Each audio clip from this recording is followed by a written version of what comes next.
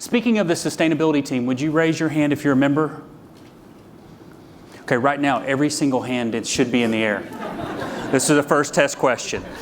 We have a really small and mighty sustainability team for a reason, and that is because we want every single person in the company looking for an idea that you can implement, you can do, that'll make a difference across the scale of the company. So when you walk out of here today, think of yourself that way.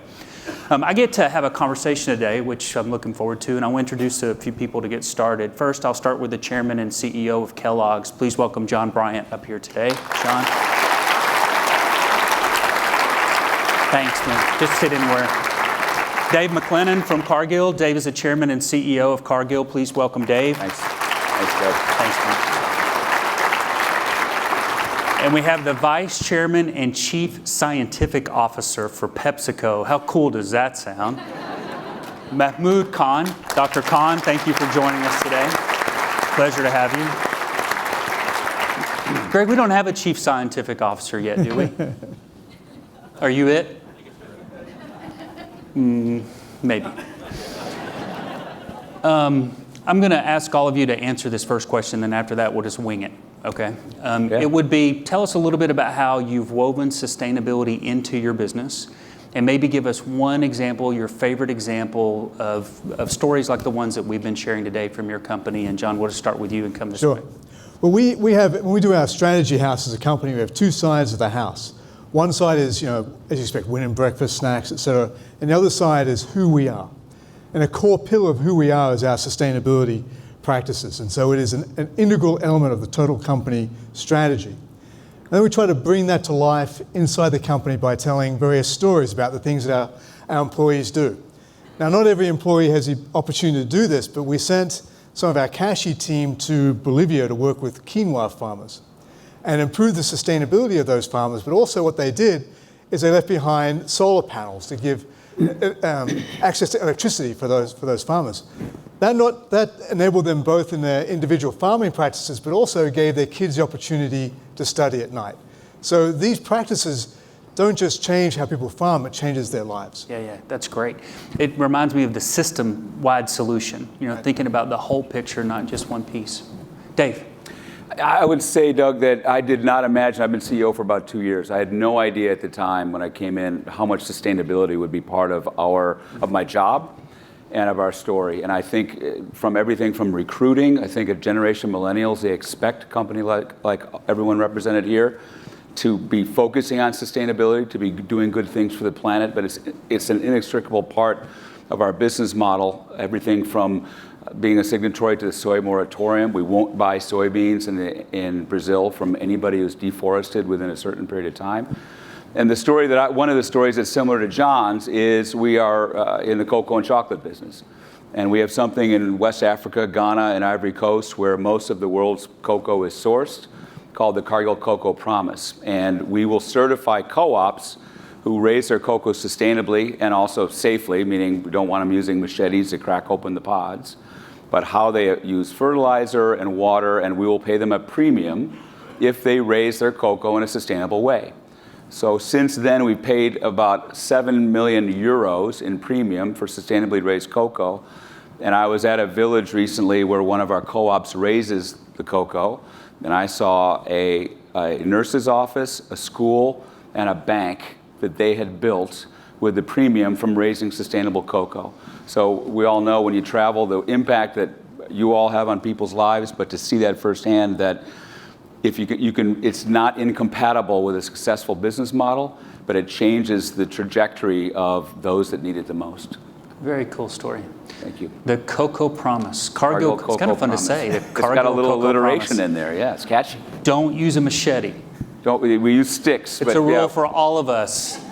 Remember that. We don't want anybody using a machete for anything. There's one thing you remember, take that home with you. Yeah. Mehmood, how about PepsiCo? Well, about 10 years ago, we articulated a vision by Indra, our CEO and chairman at the time, is performance with purpose. And so to us, it's not just the fact that we have to perform. Every company does. It's not about making money. That's the performance side. It's about the purpose as well, which is the how we make money. And that has just become part of the fabric and the DNA of the company. It's not a strategy group. It's not a sustainability group. Every single business unit and every single business review is about what's your performance and what's the purpose part of it. And I think when you do that, and given the scale of our company, that changes not only how we work, but our entire ecosystem. So I can give you literally hundreds of stories, but let me give you one global example. We've been able to reduce our water use in our operations, in our direct operations, by 20% for every unit of production. If you think about global scale, and we've created manufacturing plants that have zero water discharge, zero liquid discharge from that entire production unit. Created manufacturing lines that are completely solar powered. Now, it's always good to be recognized, but last year, about a year ago, we got the Stockholm Water Prize, which is recognition of the leadership in the entire industry for what we do. So it was good for a purpose side, but it was also good for our business because it really went right down to the bottom line. You bet. Great story. 2 years ago, we had a small group of companies that we invited to come together. These companies were in that group, and it was a small group. Ken Powell's was here from General Mills earlier. He was another one. And we talked about what we could do to work together to drive sustainability in a different way. And we see each other fairly frequently at different venues around the world and interact with government leaders. And sometimes it gets bogged down in bureaucracy and gets too broad, and we get frustrated that not enough progress is being made. So what we agreed together 2 years ago is that we would decide one thing that we were going to go do differently together. And the thing that we chose was related to row crop production, specifically in the Midwest, Nebraska, Iowa, and Illinois. Dan and Kathleen and Fred Krupp from EDF and I and some others went to Ames, Iowa this summer, and we walked in some fields with farmers and learned about cover crops and proper fertilization and things like that. It was fun hanging out with the farmers, and they're quite sophisticated, really, the group that we met. And since we've been working together, we've formulated a plan, and today we spent an hour and a half or so talking about what it is we're going to go do next. And I thought you guys might just comment on that effort and tell us a little bit about what you're doing to help make this happen. You don't have to all three speak, but whoever feels led. Well, I think it's a great initiative. We're all committed to making a difference in our end-to-end supply chains, from the farms all the way through to the consumer's home. We will get a lot further if we work together than if we try to work as individual companies. So what is powerful is Walmart's initiative here to bring us all together to work on one individual opportunity that is a massive and significant change opportunity. So we look at it as a great test case of what we can do beyond just individual companies, but as an entire end-to-end supply chain. So I think it's a very exciting initiative and a great opportunity for us to flex our total muscles as a supply chain. Me too. Well, I appreciate your calling us here 2 years ago and then coming back together 2 years later to talk about row crops, an area where we all together, between Kellogg's, General Mills, it was also a very diverse group which had NGOs, Nature Conservancy, World Wildlife Fund, and the, who am I forgetting? EDF, sorry, Environmental Defense Fund. Fred, sorry, I got it. I'm a little old, things come back a little slowly. Environmental Defense Fund. But it's a collaboration amongst NGOs, retailers, manufacturers. We're in the ag and food business. Something that we do at Cargill is called Next Field, which is working with farmers to help them map their soil in terms of how much fertilizer do they need. And a big issue relative to environmental sustainability, as many of you know, is excess nutrient runoff into water tables, into rivers and waterways, which has created a dead zone in the Gulf of Mexico. So one of the things that we think we can collectively as a group, and something that we're doing at Cargill, is work with farmers in terms of mapping, using technology, using drones, using satellite technology to map their field, to map their acreage, to say, you don't need as much water here, you need a little more fertilizer here, but not so much here, to have a more efficient usage of natural resources in order to help them with efficiency gains, but also to be more environmentally sensible and environmentally sustainable. Yeah, Dave, that dead zone in the Gulf is the size of New Jersey? Yeah. Get your mind around that for a second. You may have read in the papers about a lawsuit in Des Moines related to water quality. Water quality is becoming a really big issue. Minnesota's got, it's a land of 10,000 lakes. Yep. 20% of the lakes in Minnesota at this point are not drinkable. Exactly. And it's related to the issue that Dave just described. This is real, and sometimes it doesn't feel like it's that real until it touches you personally. This is touching people personally in this country in a real way. We don't have all day. Our clocks are ticking here on trying to make a difference.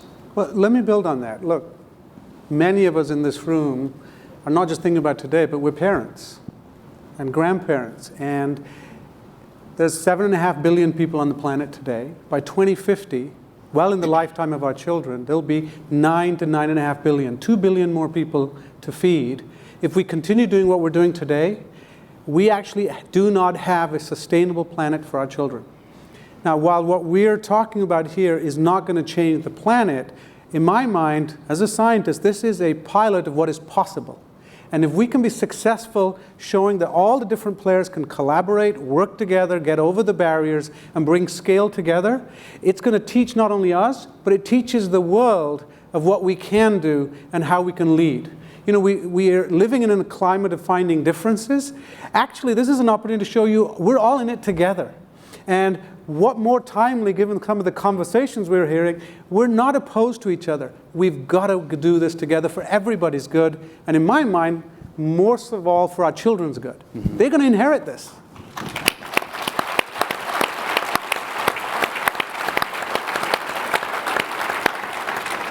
Can we wing it, Doug, or you? Yeah, you go wanna, for it. No, because I just wanted. I think it's a great point and very well said about generational succession. And I think the millennial generation, of whom I can see in the room there are many, you're going to be you already are a much better steward of the environment than my generation. I'm a late baby boomer, has been, and in part because you're more aware, you're more well connected. And I just think you're more conscious about it. And I was at the University of Virginia Business School last week and gave a presentation on Cargill and just some of my beliefs on leadership. And two of the questions that I got right out of the gates were about animal welfare. So people want to know, where's my food coming from? Who are the companies that make it? And what kind of company are they? And what are you doing on sustainability? I've never gotten those questions in an academic environment before. So a millennial generation is, and to Mehmood's point, is far more aware, and I think will be more acute in terms of thinking, what do we need to do to sustain the planet for our kids and grandchildren? Mm-hmm. John, you cracked me up earlier today when you said, people don't think big companies do good things. We just need to tell them all we're good people. We've tried that, like you have. Didn't work so much. Never give up, Doug. Yeah. Yeah. But seriously, we can use scale individually and collectively to make a difference. And we had a good discussion today about customers and what we wish they knew. Right. Maybe we talk a little bit about that because these are customers as well as associates, and they have families, and they'll help carry the message. What do we wish people knew about GMOs or sustainable farming or fertilizers? Let me take, this is one of the challenges that we have, right? We have a commitment as a company to work with 500,000 farmers on climate smart agricultural practices. Great commitment, but it's a statistic. And until you put a human face on that, it doesn't resonate with consumers. But when you spend a day with a farmer, it changes your perspective on this opportunity. Because every farmer I've ever met deeply loves and is connected to his or her soil, farm. It is an important part of who they are. And so our opportunity here is to bring to life what we do in the agricultural system on a very personal basis. These are real people making real food for real consumers. And I think we're going to keep dramatizing that and making that a reality for people. People talk about big ag. I can't find big ag. You go back on these farms, there are a bunch of farmers doing the best they can to make a difference. I think we have an opportunity to tell that story more effectively. Mm-hmm. Dr. Khan, what do you think about that? How does PepsiCo think about carrying the message and influencing the system? Well, I think there are two facets to this. One is, as an industry, there's no doubt we have to evolve. Times have changed, and I'm a scientist. Our knowledge has changed. So we cannot be judged today by the knowledge that is around us today and our past practices. They've evolved, and All of us are changing. Let's just think about this. Coming out of World War II in this country, the number one reason the US military couldn't find recruits is because American young men were underweight and undernourished. That was only 50 years ago. If you read the textbooks, that was the problem. So the US military went to the USDA and said, find a food system, develop a food system, and the regulatory environment to scale up food fast because it's a national security threat. Now, things have changed. And what happened is not our problem anymore. Okay? But our industry responded to the environment we were in. This environment is different today. And I am a firm believer our industry will respond again. And it will continue to do so because 98% of the world's population buys its food from the private sector. There will always be a food industry. There will always be large players. We will be selling food. It might be different. It may be grown differently, may be manufactured differently. There may be new brands. At the end of the day, those who evolve, and PepsiCo, in our mind, we are leading the way to this transformation for many parts of our industry. We've been innovating. You said, how cool is that? How many of you would have thought an endocrinologist would be heading R&D for a food and beverage company? I'm not even sure what that is. Neither am I. I'm glad you're not my patient. So is Doug. At the end of the day, it's these new skills, new talents, new ideas.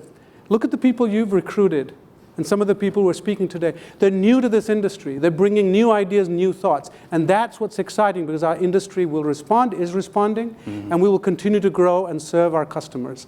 Customers that are demanding different things. It's going to be, and it's exciting. Yeah. We had, I think, Tony, it was your group, do some research, and 65% of customers at this point are saying, we want to know more about the food that we eat, understand where it comes from, et cetera.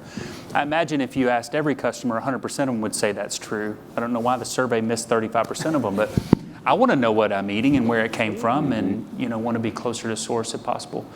Any tips from your experience as to how to engage your own associates or employees? How do you reach out to them? How do you try to light them all up so that they're all on the sustainability team? It's a great question. We just sitting here looking at some of your great examples that you have here. I wish I had a dozen examples like that. Our people are incredibly passionate about sustainability. There's a reason why people choose to work in the food industry. They believe in food and they want to feed people and they want to have the whole system work well. So we're starting from a good place. We're starting with a group of people who are really passionate about this area. And then again, we tell those stories and engage them and put a human face on what we're doing back into our supply chain.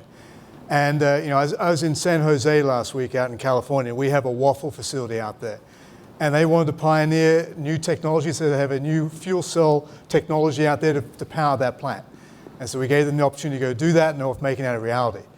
Go do that somewhat sparingly from time to time, but that's a great example of engaging people and enabling them to demonstrate their passion. You bet. Making waffles. Absolutely.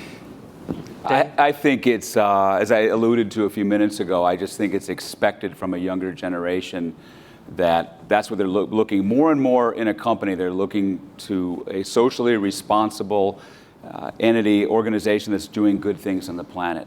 I think what you all did previously, just a few minutes ago, about the stories, I think it's one story at a time. And I think it's an emotional topic. What people consume, what they put in their body, they want to know. What is it? What's it made from? Who made it? Do I trust them? How do they treat animals? Where was this grown? And it's a story that we've got to do a better job as an industry of telling.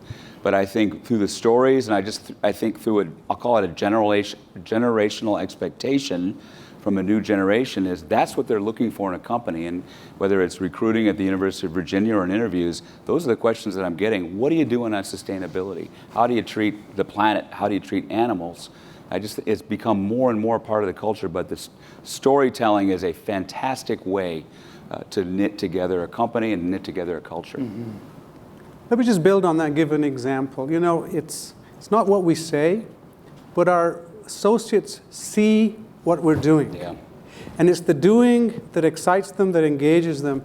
We had a young group about 6 years ago come to myself and some of my peers and said, you know, Dr. Khan, do you realize that every summer there are millions of American school kids that don't get a meal during the day because their main meal was their school meal? And when summer break comes, there's no school lunch, and their meal is gone. And they said, we want to do something about it. And that was the genesis of what we call Food for Good. We had a great distribution system in those exact communities where they didn't get food. We took our different partners, we went to different partners and said, can you come together with us? And we launched a lunch program over the summer into every community. We started with Dallas and Austin, and last year I think we served 2 or 3 million. All grew because this young group of kids, I can call them kids, they're the same age as my children, they had the idea. But the bottom line I want to say is the senior management who have the resources and ability to make the decision, it's our responsibility to support those ideas. And your question, when they see action coupled with support from senior management, they're excited and they'll engage. Yeah. If we don't support them, we've lost them. Yeah. Well said.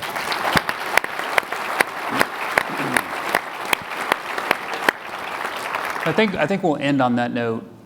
I can tell you that these companies are true partners, and they see the world the way that we see it, and it's really fun to work together to try and solve some of these things, and we appreciate your partnership. Please thank all of these guys for their leadership.